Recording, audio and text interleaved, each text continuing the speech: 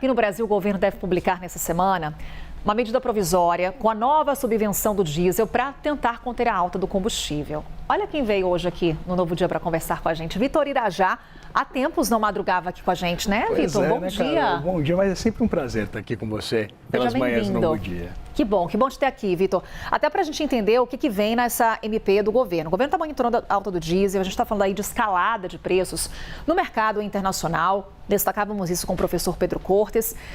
Houve uma grande expectativa para a divulgação dessa MP, foi adiada a publicação porque estava ali acontecendo uma negociação entre governo federal e governos estaduais. Em que pé ficou tudo isso e o que deve conter essa medida provisória? Pois é, Carol, a gente acompanhou essa negociação por parte, principalmente do ministro da Fazenda, Dario Durigan, junto aos governadores, porque o governo prepara essa medida provisória que deve envolver um subsídio de R$ 1,20 por litro de combustível, 60 centavos vão ser pagos pelo governo federal, 60 centavos devem ser pagos pelos entes federativos, pelos estados.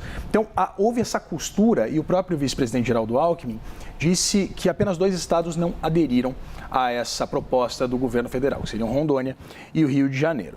O que acontece e o que traz algum tipo de temor por parte do mercado é que essa seria uma medida, evidentemente, emergencial, mas que não resolve essa escalada do preço dos combustíveis no mercado interno, até porque a gente depende de diesel importado. O Brasil, ele não tem uma capacidade de refino tão significativa, então a gente depende também de diesel importado e as refinarias e distribuidoras privadas dependem também desse combustível. Só que quando há algum tipo de subsídio, evidentemente, para uma refinaria privada, não se torna interessante trazer combustível mais caro. Como é que ele vai competir, por exemplo, com essa capacidade da Petrobras? Que denota exatamente esse problema em torno, é quase uma crise de identidade por parte da Petrobras. Ela é uma estatal que vai, evidentemente, realizar políticas públicas, ou ela é uma empresa de mercado? Na verdade, ela é as duas coisas, é uma empresa de capital misto. Então, ela depende também do acionista privado e depende desse dinheiro para fazer caixa e também, evidentemente, pagar os seus acionistas, mas ela depende desse dinheiro que vem do acionista para manter as suas contas, manter as suas atividades, o que denota exatamente essa preocupação por parte do mercado. De acordo com a Associação Brasileira dos Importadores de Combustíveis, a ABICOM, em 2 de abril havia uma defasagem de 48% no diesel. E essa escalada sobre a qual o professor Pedro Cortes falava, inclusive, ela preocupa bastante.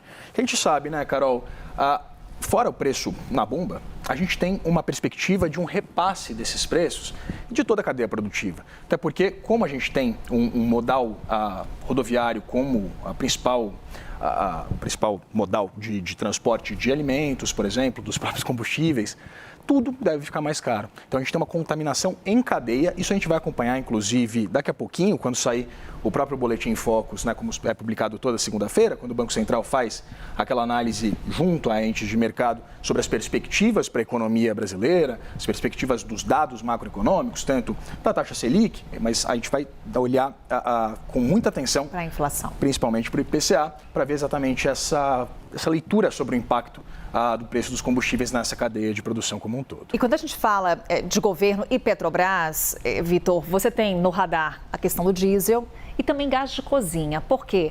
Essa MP, inclusive, ela foi adiada, essa publicação, porque o Dario Durigan estava esperando o presidente Lula voltar de viagem. E nessa viagem, ele teceu críticas a um leilão de gás de cozinha feito pela Petrobras.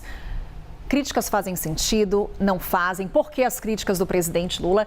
Ele chegou até a dizer que vai pedir anulação desse leilão. Isso pode ser feito? O que a gente tem de informações sobre isso, Vitor? Isso preocupa, né, Carol? Porque, novamente, o que acontece? A Petrobras, ela tem um preço que está para revender, repassar para as refinarias e distribuidoras de gás de cozinha, o GLP, ele tem uma cota que está um preço fixo desde 2024. E quando há um excedente de produção de gás, aí sim a Petrobras realiza leilões a preço de mercado. Então, uma empresa privada tem interesse nesse gás e, evidentemente, como o setor privado está muito preocupado com a premência desse patamar bastante elevado do preço do petróleo, como trazia para a gente o professor Pedro Cortes, houve um interesse por parte de agentes privados nesse gás excedente leiloado pela Petrobras a preço de mercado. O que preocupa o governo? Com esse repasse, evidentemente, com um gás no mercado circulando a um preço mais elevado, isso deve custar também para o próprio governo federal, com as medidas